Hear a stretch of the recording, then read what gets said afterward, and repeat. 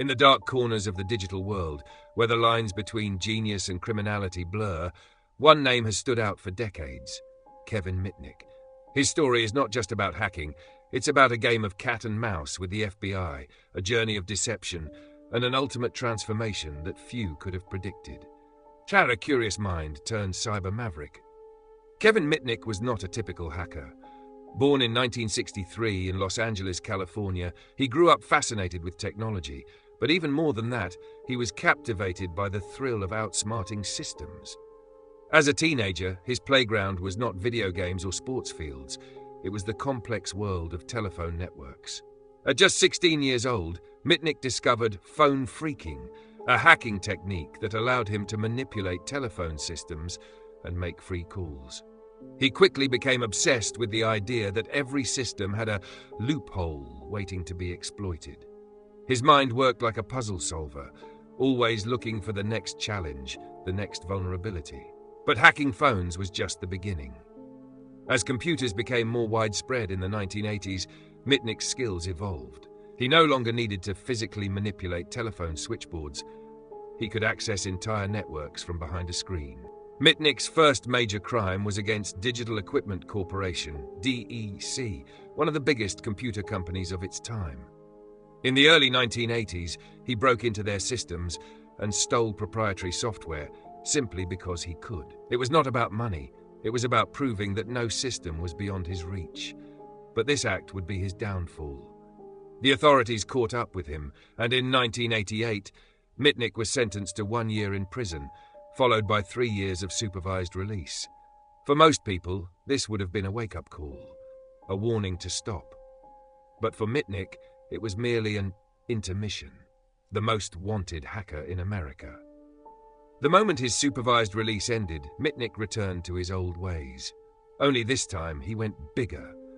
By the early 1990s, he had infiltrated some of the largest corporations in the world: IBM, Nokia, Motorola, and even the US government. He was no longer just breaking into systems. He was stealing classified data, cloning cell phones, and evading authorities with breathtaking precision. But what made him truly dangerous was not just his technical skills. It was his gift for deception. Mitnick was a master of social engineering.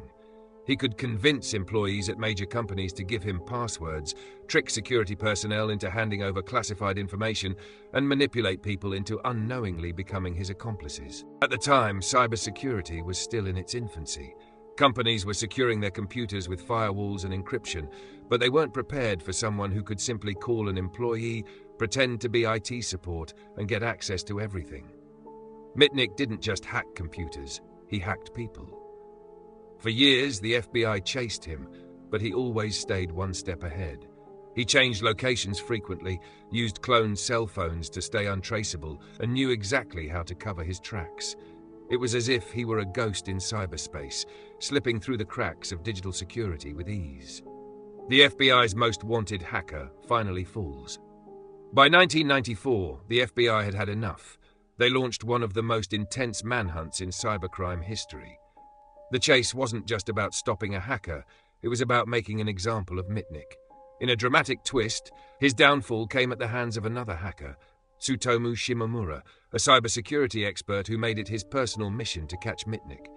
Using advanced tracking techniques, Shimomura located him in North Carolina. On February 15, 1995, after years of evasion, Kevin Mitnick was finally arrested. The list of charges against him was staggering: computer fraud, wire fraud, illegal interception of communications, and countless other cybercrimes. The once unstoppable hacker was now sitting in a jail cell, facing 5 years in prison, the longest sentence for hacking in US history at that time. From cybercriminal to cybersecurity expert, most people expected Mitnick to disappear into obscurity after his release in 2000. But instead, he did something unexpected. He reinvented himself. Rather than using his skills for destruction, he became a cybersecurity consultant, helping companies protect themselves from people like him. He founded Mitnick Security Consulting and worked with Fortune 500 companies, government agencies, and top executives, showing them just how vulnerable their systems were. He also became a best-selling author, writing books like The Art of Deception, and Ghost in the Wires, where he detailed his past exploits and warned the world about the power of social engineering. Ironically, the same government that once hunted him now listened to his advice on how to stop cybercriminals. A legacy that still haunts the digital world. Kevin Mitnick's story is more than just a tale of crime and redemption. It's a cautionary lesson in cybersecurity, a reminder that the biggest vulnerabilities are not just in firewalls and software, but in human psychology. His legacy remains controversial. Some see him as a genius who exposed flaws in the system, while others still consider him a criminal who endangered national security. But one thing is undeniable: Kevin Mitnick changed the world of hacking forever. His life proved that in the battle between security and deception, the most dangerous weapon is not just technology, it's the human mind.